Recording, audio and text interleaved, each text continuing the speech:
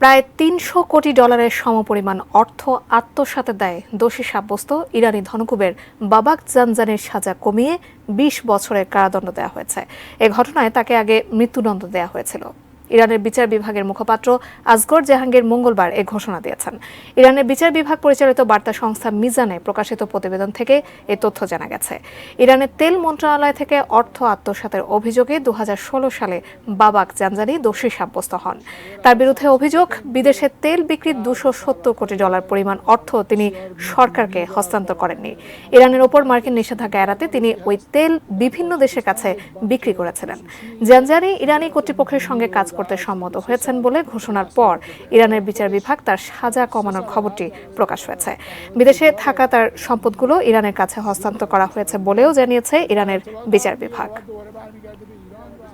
همینطور است نکته‌ای که حائز اهمیته این است که